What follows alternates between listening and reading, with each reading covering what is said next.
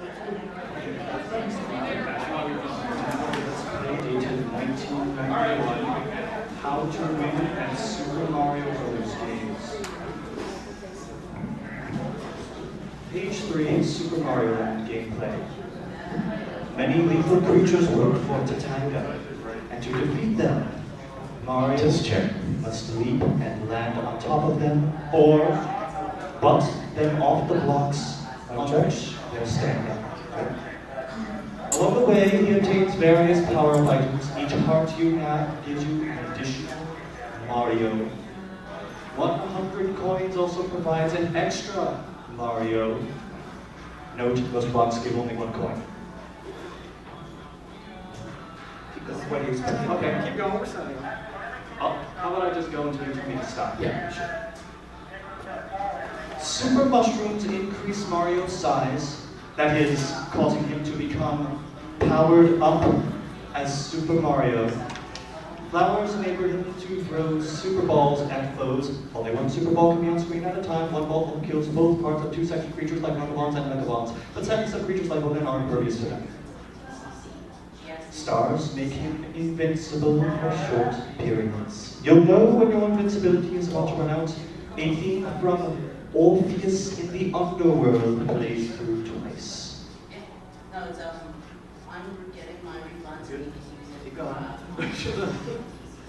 If Mario dies at any point in the game, you don't lose any of the coins or points you've amassed, though your next Mario starts back a short distance in most cases. There it is. Yes, you do. You totally am. All right. So how do we?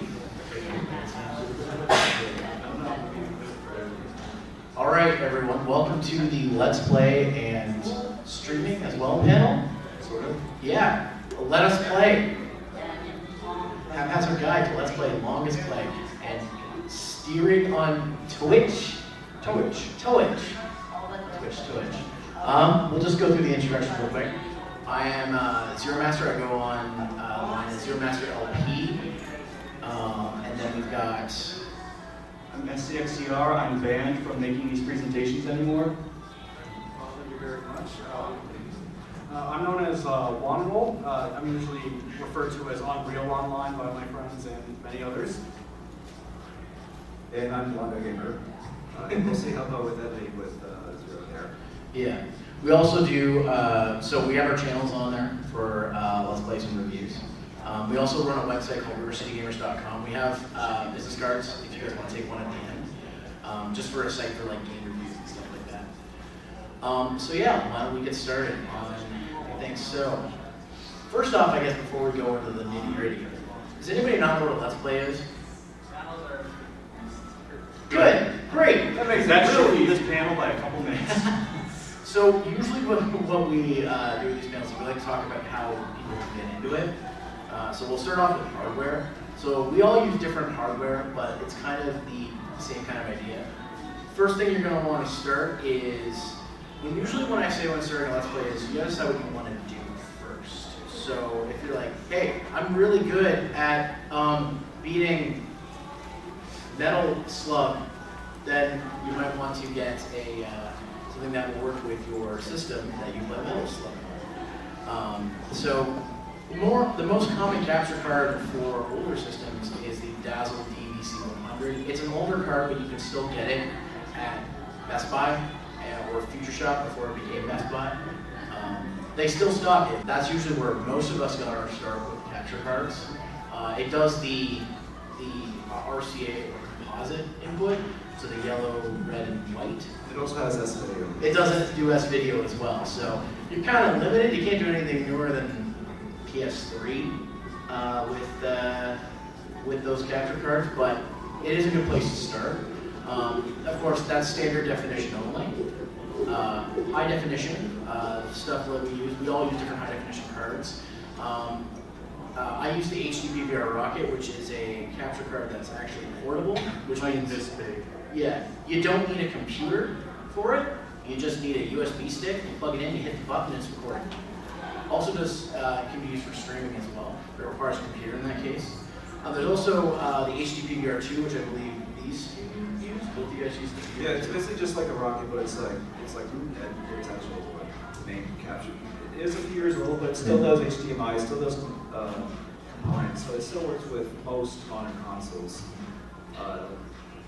In particular with the BVR2, there's like an extra plug-in for the second component. It's like a little slot. That's And same also, with the HDMI rocket. It's the exact same.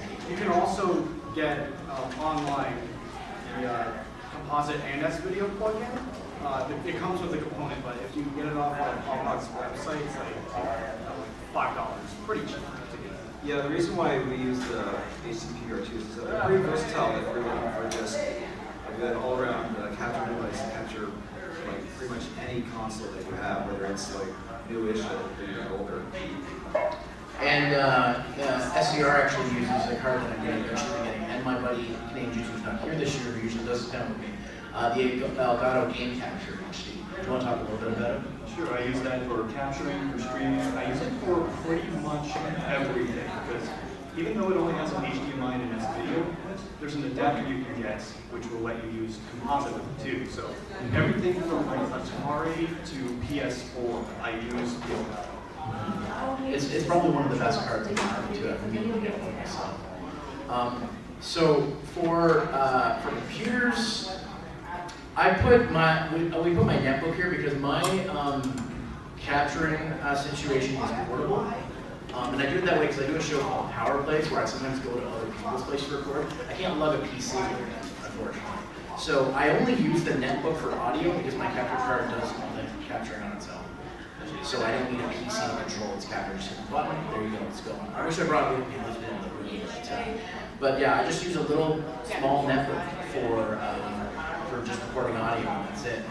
Most capture cards, you need a decent PC for them. Something that's, maybe not 10 years old, but 5 years old, you could get away with.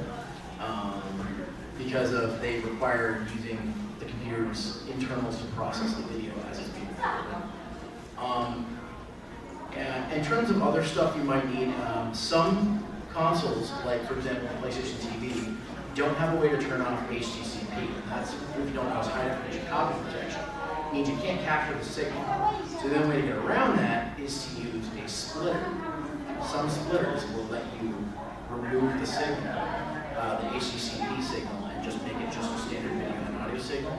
It might get a bit of a quality degrade in footage, but it's barely noticeable, and that's how I would work for a PlayStation TV. There's also composite and component adapters for most of these capture cards. And there's also, if you don't have an adapter, there is like you can't get these, though I don't recommend them much. There's a composite to HDMI adapter. The signal, it doesn't convert the signal very well on a lot of them, so I don't always recommend it. But the S-video adapter does the same thing. It's literally just a box that you plug one in and the other end is HD, and that just goes in the card. And that's usually fine. Those ones are all great. In terms of audio, I use 2 different kinds of mics. I use a Samsung Meteor mic. It's just a tiny mic, it's about that big. It's like $70. It's one of the cheapest condenser mics on the market. I also use the Blue Yeti Pro because it's good for like home capture or just standard front capture. And then there's people like SCR who use a Logitech mic he got 13 years ago. And Best Buy.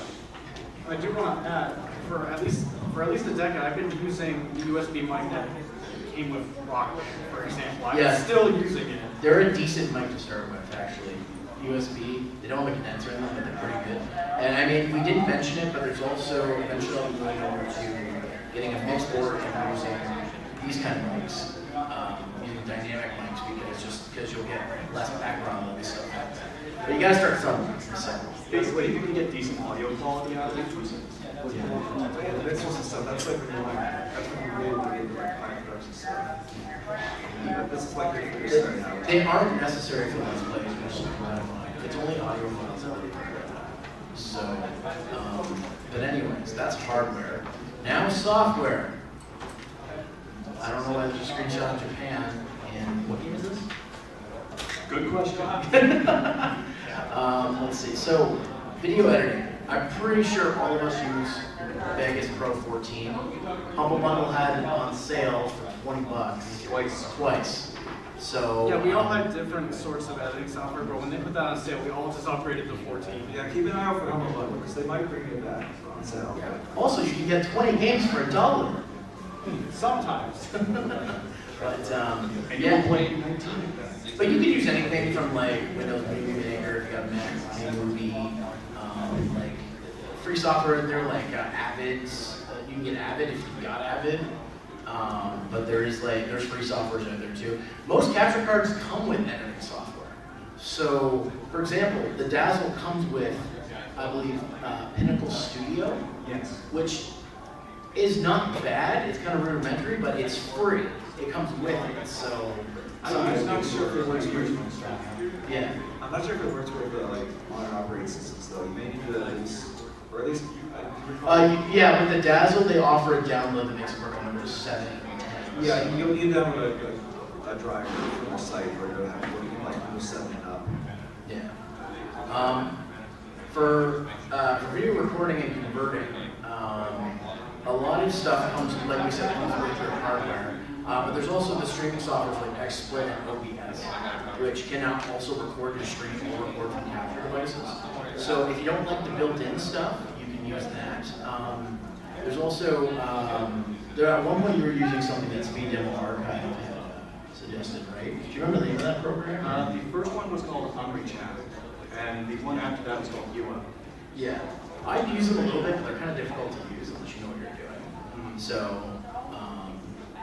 and you have to script your videos and put too much of the whole thing. And then any video converter I use anytime, like, sometimes I'll record something and it won't work, the video won't work, but if I convert it, it works totally fine. So any video converter is a free video converter for PC. I think it's on the Mac App Store for a couple bucks. And it basically will convert to anything. And you don't have to set the settings, it knows. Like, I want to convert my video to be high quality NTSC. All right, there we go. It just puts the settings in there, you don't have to do anything. You can adjust it, but you don't have to do anything special. Cambrake's also one that my buddy uses. That's a free one for the PC. So it's audio editing. I'm pretty sure all of us here use Audacity. It's free. I haven't, but What do you use for audio recording? I just use Sony Vegas because there's an option where you can just record whatever audio you plug in and you want to do it from there. That's really what I've been doing. I believe Audacity is a better option, but I've been so used to doing it with Vegas that I'm just comfortable with it. You could also do things like dynamically on Audacity. Do you have a question? I have a question regarding that. What's your safety We are going to get into that. We have a slide for that, but good question because that is kind of hard to do. That is so important, especially for streaming. You have no idea. So, I did have one other question. sure. Yeah, go ahead. Regarding like visual effects and like, do you use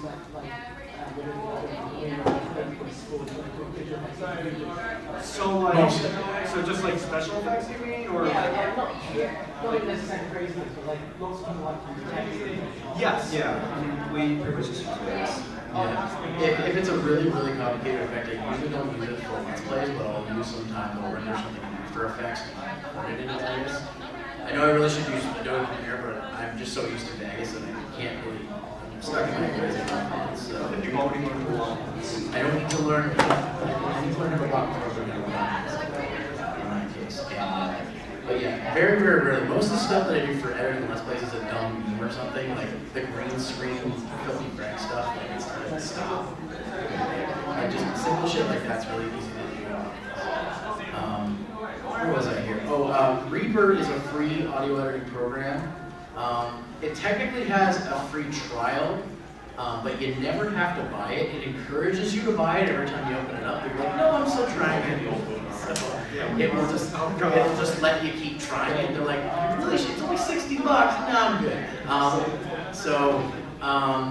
Reaper is, I use Reaper when I'm doing a dual mic setup because one of the reasons why I want to move over to using a mixer and using dynamic mics instead of using condenser mics is computers don't like it when you record from 2 USB mics at a time. They don't like it. So Reaper is a program that I use that can help with USB microphones, and that's kind of the limit. Because one of the people I do my power play shows with, Corey, good friend of mine, known him for like all my life, he talks really quiet, so I usually have to have the mic towards him. So eventually I'm just like, you just get your own microphone because you're so damn quiet. You know, like, it'll be a thing like, I'll be like, all right, Corey, you ready to go? Yeah, go ahead. Thanks, Corey. Makes audio editing a nightmare with him. But so that's why I started doing that. It also makes it easier if you've got multiple people to just get their own microphone instead of sharing it. Of course, there are situations like stuff we recorded here, while we're here in Anime North, where we have to do like one mic and just in room mode, like my Yeti does, so it just picks everything up. That audio editing's gonna suck. I'm sorry, Molly. I've had worse. My buddy CJ also uses Adobe Audition. He doesn't so much anymore, but if you have the Creative Cloud, it comes with it. So it's also a pretty good audio editing and recording software. Writing, I mean, in most cases in Let's Play, you don't have to write anything down except for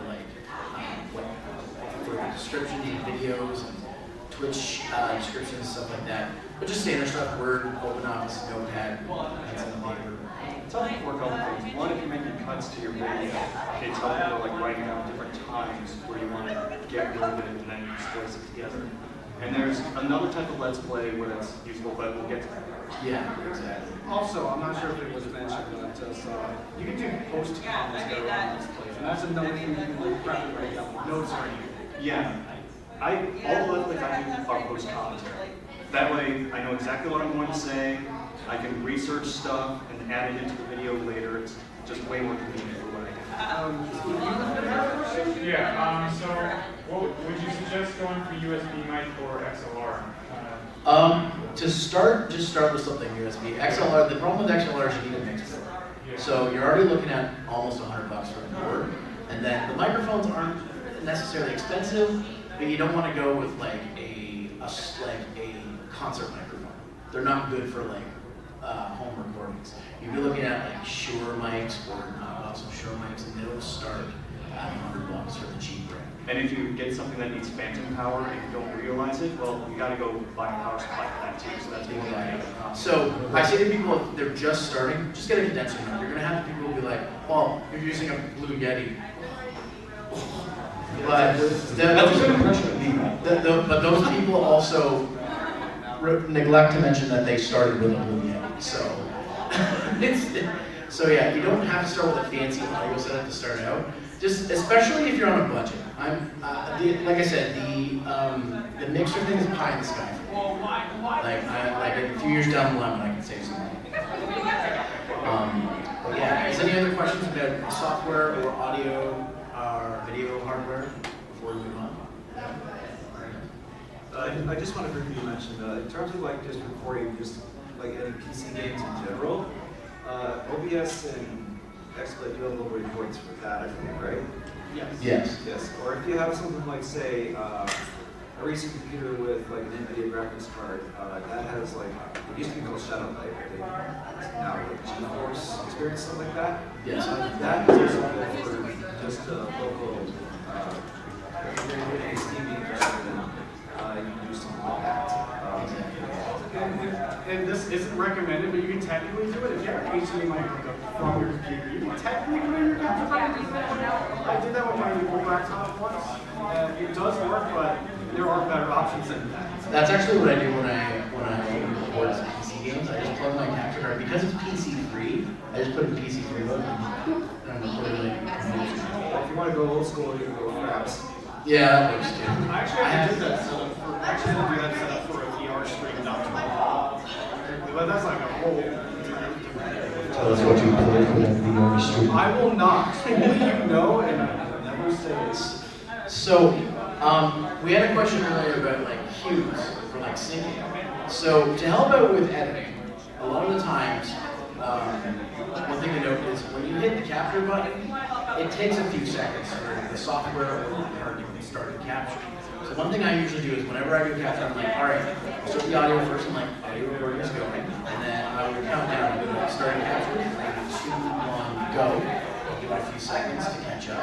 And then one thing you can do as well is, this is for live commentary only, obviously. For post commentary, you're just going to go with the flow. It's also good for streaming too. This is good for streaming. Yeah. So one thing I like to do is, if there's a menu, I'll pause the game and I'll go like 1, 2, 3, 1, 2, 3, and I'll just move back and forth.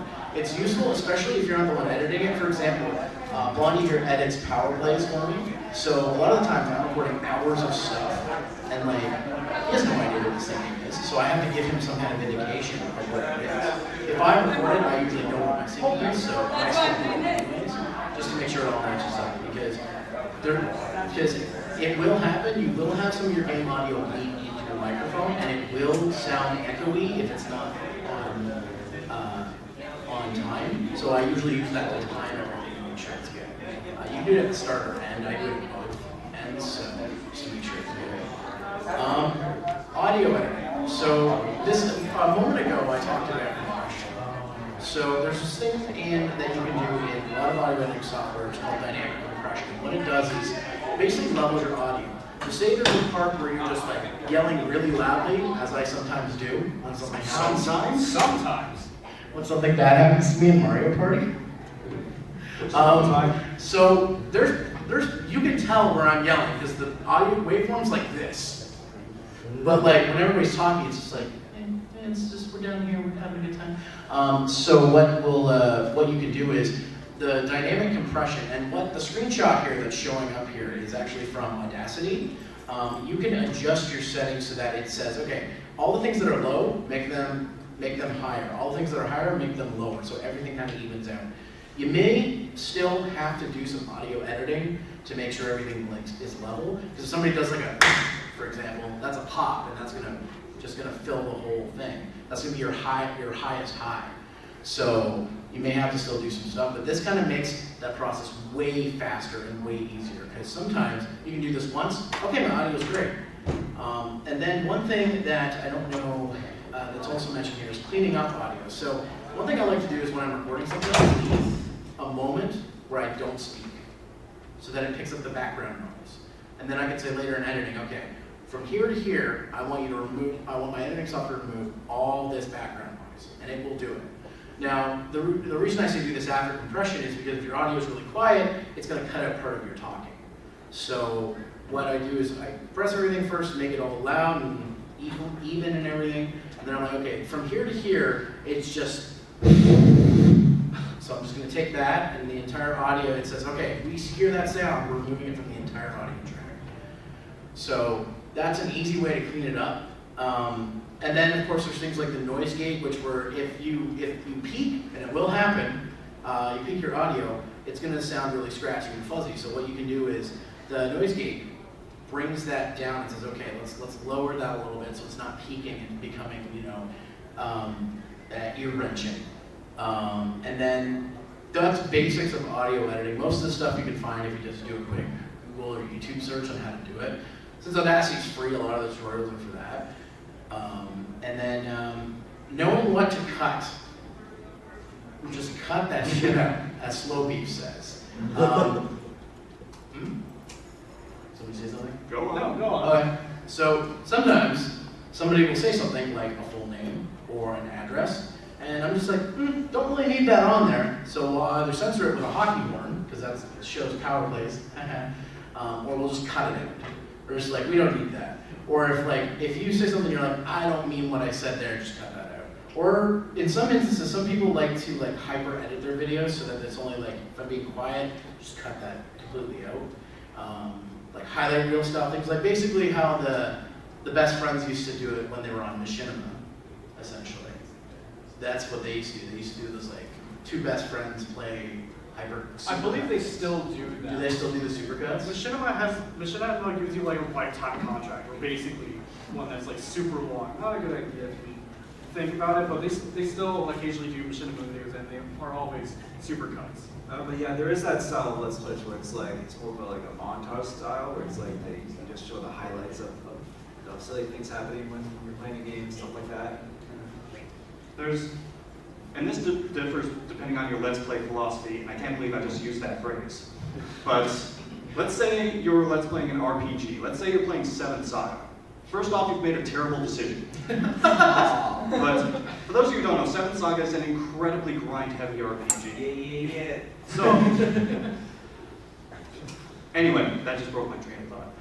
So, you're going to be spending hours upon hours upon hours just doing the same fights against the same monsters over and over and over. So, you can maybe show like part of that just to show off like what your attacks are, what the enemy does, but just cut all the other grinding out. That'll save you like what, 500 parts on your Let's Play? Yeah. Yeah, and it's way easier to watch. Or you can do it off screen when I do. When Yeah, I do there's- it off screen, I'm not okay. I'm gonna do my grinding when I'm not recording. Right. Because usually when you're in recording, it's like, okay, I need everything to be perfect. I need, my mic going, I need this going. When you're just sitting around playing video games, it's just like, I'm just playing. So That's a good Corey impression. that's a good Corey impression. I do want to add to that, and we'll bring up Super Best Friends again. There have been videos where they have played like RPG type of games, and at the end of like one video, you go to like next part, the end is like, so I've been grinding off screen a bit, and they're like 20 times more powerful. With Dark Souls, that made people mad for some reason. I will never understand. There was a year- that is an example of There was a year delay in my Pokemon Soul Silver Let's Play because I wanted to grind 10 levels before fighting the 8th gym leader. A year wait because I spent so much time grinding. But I'm doing it now, it's back, I'm on part 80. Don't look at me like You that. sure you cut out all that grinding between the first 79 parts? Gonna reach 100? No, it's probably maybe my first Let's Play or my first RPG Let's Play. You're going to outdo my X-Men Legends playthrough, aren't you? I don't think anybody can outdo that. Did you even finish? Yeah, I finished at 99 parts. Oh. Just under triple digits. Well, there you go. So yeah, basics of editing. We're not going to get into super tutorial stuff here, but that's just basically crash course on a few things you can do that maybe you didn't think of doing, but you could do. I spent what to play, not Simon's Quest on Tiger Electronic. What do you mean? Why not? Well, how are you going to No. record that? First of all, first you would need a decent camera, and then you would have to do good lighting, and then Okay, let's not get super technical. What to play? Okay, game you know versus game you don't. So a few things you can go over. If it's your first time, I usually recommend people not do a blind Let's Play. If something you're good at, like for me, I started with Mega Man X. I'm pretty good at that. So that was my first Let's Play. And you ask yourself questions like, are you playing blind? I do blind LPs all the time now, but like I try not to pick games that are like too big for my britches for doing it as a first playthrough recording, though sometimes I do. Are you researching the game? Not necessarily in all cases, but if you want to know what's coming, that's a good idea. And then just researching like the background of the game. Who yeah, made if it, you want to like what give are us they doing some, now? if you want to give us some like instant trivia about the game and stuff like that. And then, are you doing practice runs? This is not necessary, but if you're at a practice, like it's been a while since you played something, like, oh, I'm gonna do Super Mario Brothers for the 80th time, but I haven't played it in a few years. Probably should play it through first, and then we can start recording. Well, there's one game I'm playing right now, Zangenki no Regime, import Wii game, which the way the save system works, I can play a level and then load back my state and then play through it again. So even though it's a game that I'm actually not that familiar with, I have the opportunity to practice it, see what's coming, and develop strategies for it. There's quite a few games that can do that too, which is real nice. Now, if you're playing something that just has one slot and autosave, you're kind of screwed. Yeah, exactly. Format. So there's many different formats of gameplay videos and Let's Plays, for example. Some aren't even videos. Isn't it? Yeah. Okay, so formats. So most common is video and audio. By far the most common. Play, record a game, and narrate over it. You can do it live or do it later. So again, this is your most common type of Let's Play kind of show. Most Let's Plays you go into YouTube and you say, "I want to watch the Let's Play." It's going to be people doing it, basically that video format. An older style doing it, video and captions. These still happen. This is the I hate my voice. That kind of Let's Play. Tell me about it. Or I have too much time on my hands because I'm not doing that. I'm not going to put text over everything that happens. That just takes forever. You play the game, then you add captions for what you want to say. again, like this one takes a lot more work. I don't recommend it personally, but if, again, you don't like the sound of your own voice, I guess there's nothing you can really do about that. You try to lower Or your, you just don't have a decent mic. you just pitch change your voice, I guess, but then it wouldn't be the same. No.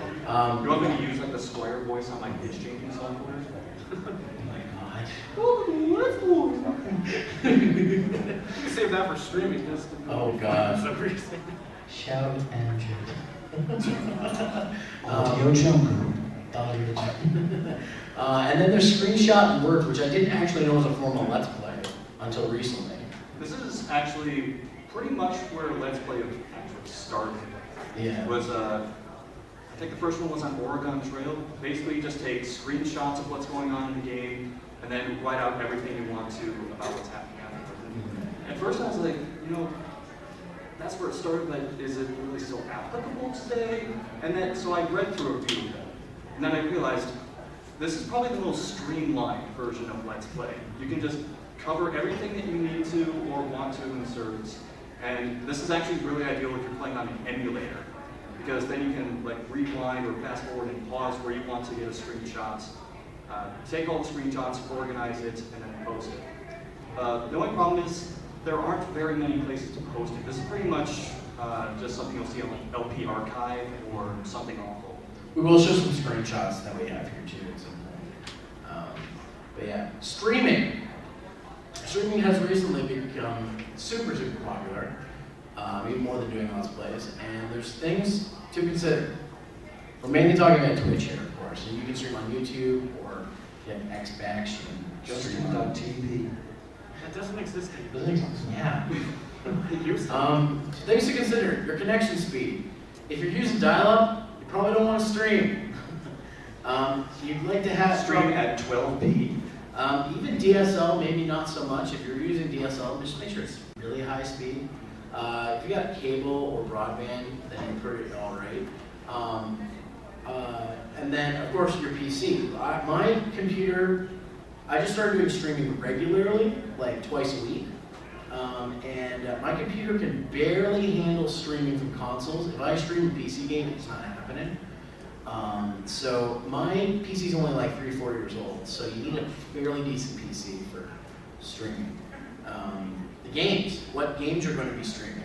Some games are good, are fine to stream. Some games, like a long-form RPG, like Persona, with lots of cutscenes, probably not the best game to stream, because there's going to be a lot of dialogue reading, and that may not be as interesting for your audience, but some people do have popular streams doing that. And also the whole stream and marketing thing they did for Persona 5. But in general, don't rule that. Yeah, you still can do those games, but probably not a good first outing for a stream. Local recording, do you want to keep a copy of the stuff that you're streaming? This is handy for if you're going to post it somewhere else, like YouTube. Because sometimes when you're streaming, let's say your connection dies, and then you start back streaming again. Now your video's in 2 different parts. And if you drop frames while you're streaming, if there's some sort of drop in video quality, local recording solves a lot of that problem because it's an entirely separate entity.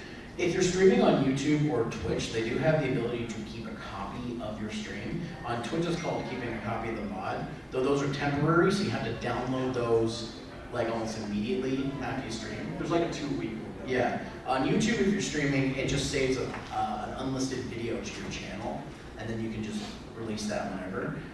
Syncing footage and voice. This is kind of difficult if you've, in situations for us when we have other people watching the streams. If you're on Twitch, there's like a 30-second delay. So he'll be reacting to something, saying Dark Souls, or Demon Souls, as he started playing. And we're like, what? And then we won't see it until a while later. So that's one thing to keep in mind. YouTube's delay is about the same. It's a little better, but it's about the same. Something else to keep in mind, some capture cards have a little delay between picking up the video, and then your computer will just pick up your voice instantly. So if you don't sync it, your voice will be way ahead of your video.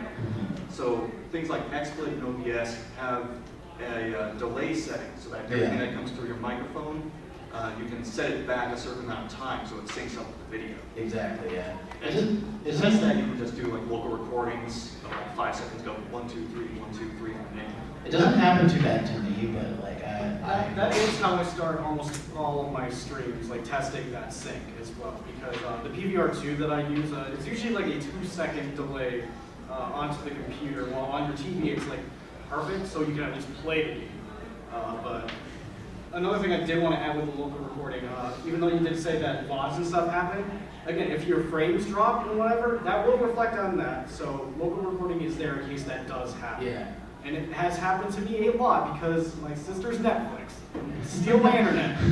So don't stream if someone's using Netflix. That might The tank thing your that got me to do local recordings was I was streaming Castlevania, and I got to the Frankenstein fights with 1 bar of health. Someone managed to beat it, and nobody saw it. So now nobody believes me. We believe you because you won't stop talking about it. It happened, damn it. I'll take that bet.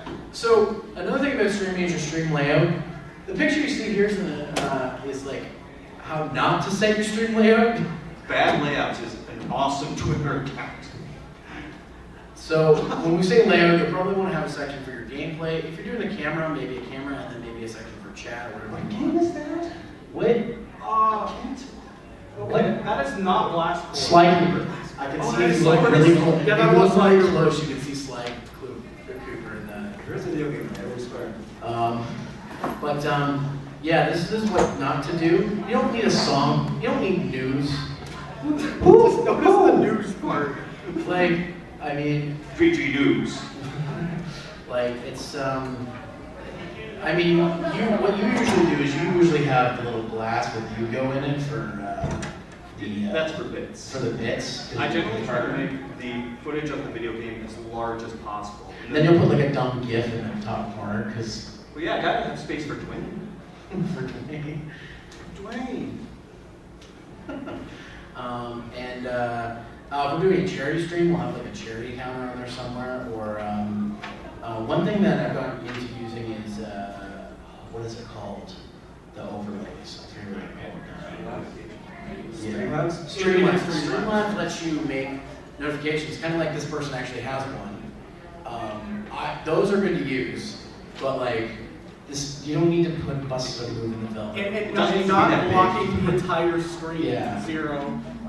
What? You've had that happen. Fix that. So Muxy is another option for that. yeah.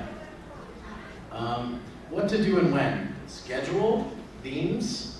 How do people know when you're going live? Community use.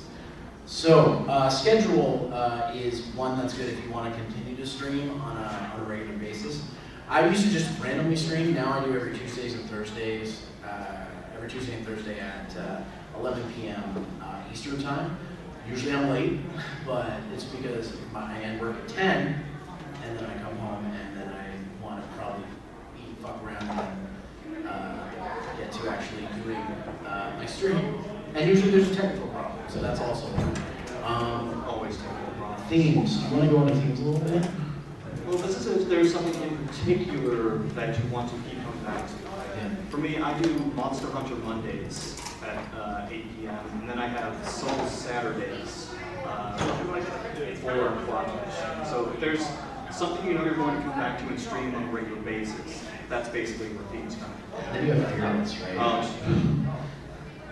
So I have the habit of going to Steam looking for like the worst possible horror games and then just streaming those. And that's another theme. And then he cuts the videos up and makes them YouTube videos. And the series is called Fearless. Not because I'm that great, but because there's nothing to be scared of in this game. Community use is something that's that I believe is very important, especially today now that YouTube just screws you with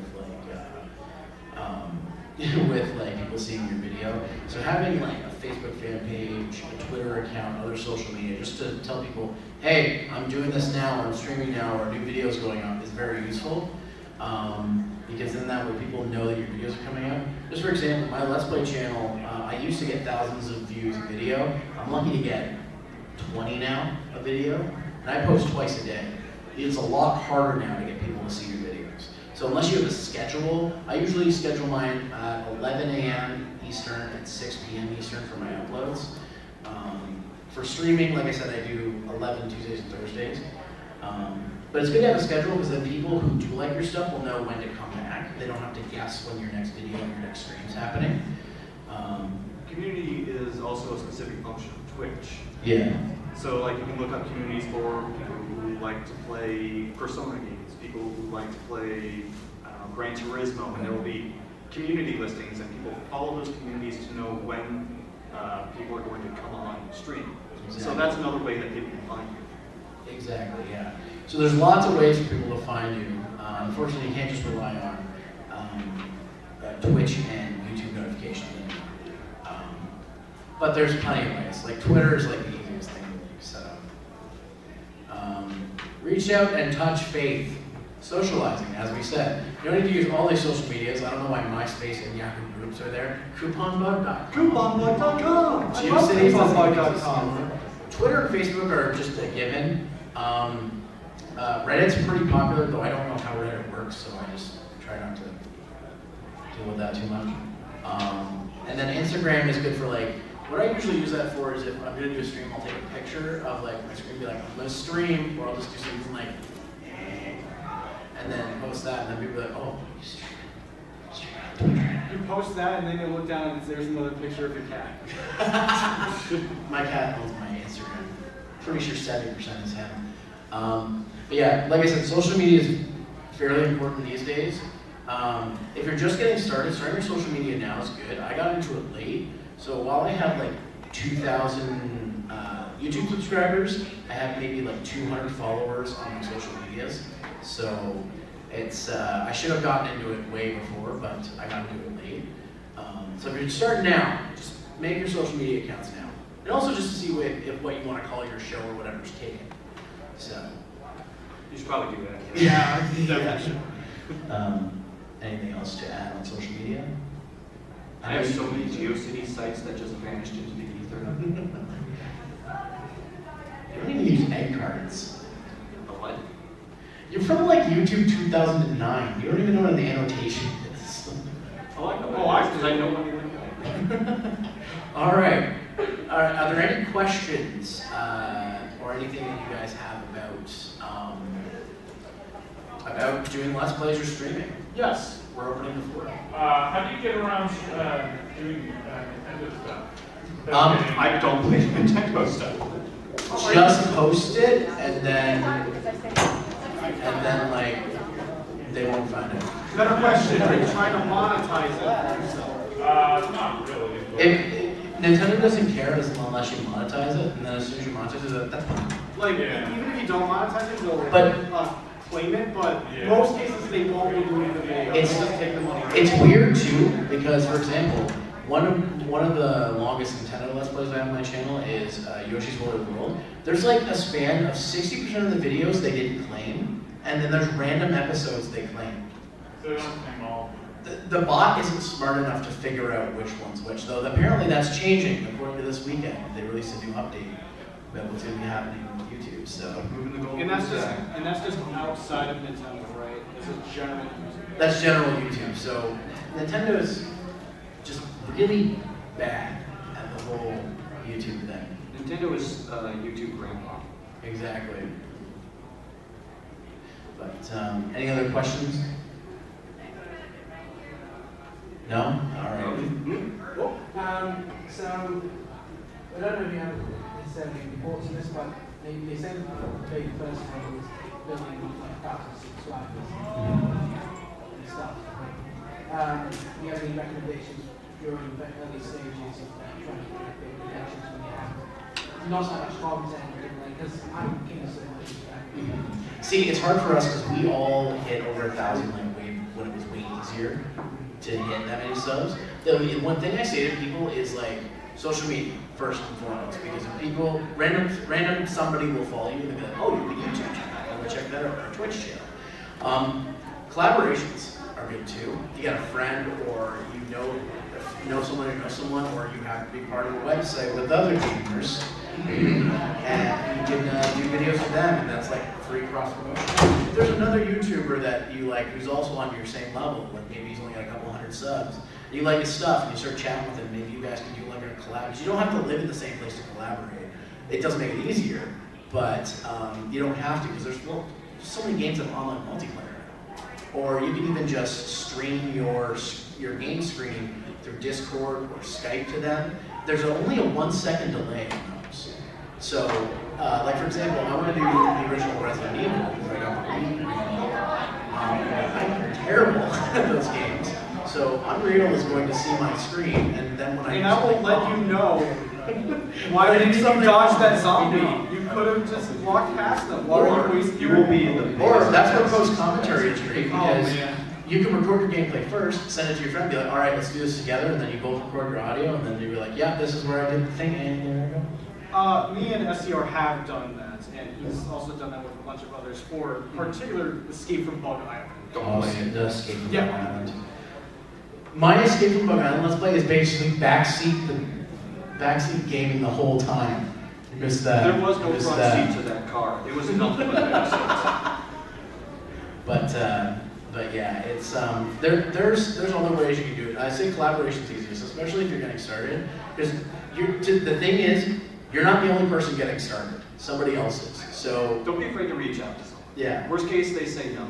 yeah. I reach out to people who are way more popular than me all the time for like podcasts or anything else. And again, like that's exactly what he said. The worst, if you get in your head, the worst they can say is no, then you're fine. Obviously some people like PewDiePie's not gonna have time for somebody who's only got, a couple thousand subs. It's just the guy, he's a busy guy. But like, I mean, if he didn't say no, I mean, this is right there. But yeah, and a lot of the times shows like will have guests for shows. Like just for example, the Game Grumps do Grump Out, which is it Grump Out or is it Grump Cake? That's what it is, where they have other YouTubers on, and it's cross promotion. You get to see them on there, and they get to have fans of that person give them views, and their fans get views back. So it's really it's the easiest way, I say, is collaboration. Anything else you guys want to add? I actually do. I'd say this is probably one of the most important tips. Have fun. Because Oh, yeah. if you're not having fun while you're doing it, then why bother? Honestly, like it's good to go into this with a positive attitude, especially like for example, if you're gonna play a game and you're not enjoying it, that might just like detract from the entire thing. Or if you're like, I don't really want to do this, but I have to, that will show up in your work, and it's not gonna look good. I've been doing this the Let's Plays for 10 years, and only recently have received any kind of like compensation for it, and that's because I had like a preferred link for that a company did with me that people clicked on to get a free thing, and that's what I say the super fans who actually clicked on that, and they didn't have to do that. I just started putting that in my description, and then if somebody wants to click on it to show support, they can. But if I see it just as a really fun hobby. If it becomes a job one day, then great. We have this thing, like my buddy CJ did on my channel. We did Zelda Wand of Gamelon. He said if I reach 100,000 subscribers, he'll do Link to the Faces of Evil. So, and he owns a CDI, so we're playing it on the original hardware. This is an emulator. So that's the goal. If I hit 100,000, then I know that I've made it because he's gonna have to play that stupid game. Good investment. We do have some other things to show. If there's no other questions, we'll go ahead and move on to that. But do you have a question? How do you, the pictures that you see when you look at the video, are you going to show that when you come up the video? Oh, you mean like thumbnails? Yeah, thumbnails. You can actually make your own if you want. YouTube is easy because now they have custom thumbnails. Back in the day, you kind of had to like sneak it in the middle for a split second. Or add like 15 minutes to the end of your video, which is just a static image. But it is way easier nowadays. I believe like the internet usually just tells you what dimensions you can do it in. It's usually like 1280 by like 720. Yeah. And then you just use Photoshop or even like Vegas to like just edit like a quick image together. I can just use Vegas for thumbnails. Yeah. Just like make it in Vegas and then make a snapshot. We also Save it all to it. of us have like caricatures of us that we put like a little picture of us sometimes in thumbnails. My buddy Jeff has drawn me and a couple of people using thumbnails, including an image of Lonnie saying no. So anytime I ask him to edit something, he just puts that up. Well, it's usually for an edit that I don't want to do. Just make this thing on the screen jiggle and make it upside down. No. Yeah, if there's edits that's too elaborate, I'll do. Okay, so we do have one other thing we want to show before we end the panel here. Oh, I don't want any changes. Shut up. Let's show. We're going to show a little trailer from one of SCR's Let's Plays here. Well, I hope the audio is working. Oh, wait, I should probably get money. it's all right. Cover your ears.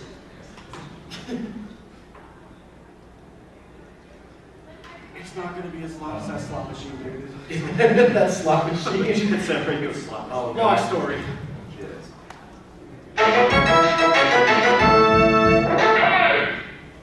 Now here you should have warrior force ready, because these guys are going to spawn 2 or 3 or 4 times.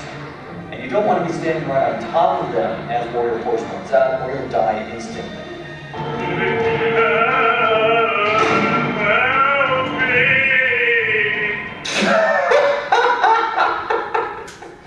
I had to get a little creative with censoring this, but there's a hologram of a naked lady dancing on the table, as well as a lot more corpses. Anyway, I'm going to fast forward to an Easter egg in this game. There's a movie theater here showing Might and Magic, which is a series of role-playing games that was acquired 2 years before Battletanks released. Not only that, on the side of this thing it says, "Coming soon, Army Men for N64." In fact, if you've got Vector Man, like a box copy of Vector Man, you would see in the lower left a little graphic that said, "Play to win $25,000.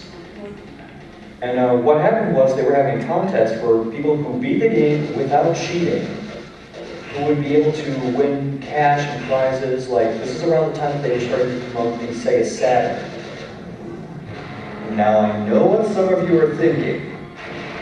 This game came out in 1994, Pokemon came out in 1996, so don't draw any conclusions based on that.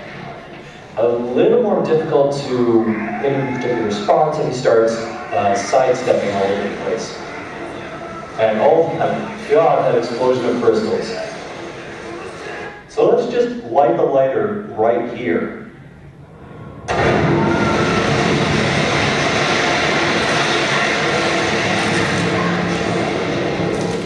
And that is how you get the blown up achievement. I love that about Stasis. There's an achievement for every way you can die in that game. So, are there any additional questions that you guys have before we wrap up? Anything you guys want to say? Is there nothing else to show? I think that's it. Oh, wait. Here's a close up of the bad layout. What was the other one that? What, was it a video? No, that's the only video we had ready. I didn't have time to do other videos, unfortunately. Okay. And that's our website, RoosterCityGamers.com. Oh, yeah, we're totally not showing this. You know, there is one thing I'll add, which is, don't feel like if you do this, you have to talk all the time. People can tell when you're trying to fill dead air, especially when you start singing. That is a dead giveaway. Yeah. Don't look at me. Mine's usually, I think of a song lyric and then I'm like, I have to sing this now.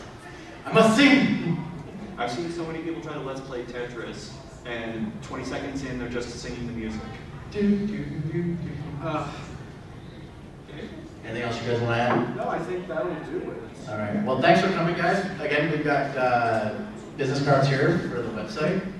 And yeah, thanks again for coming and enjoy the rest of the con.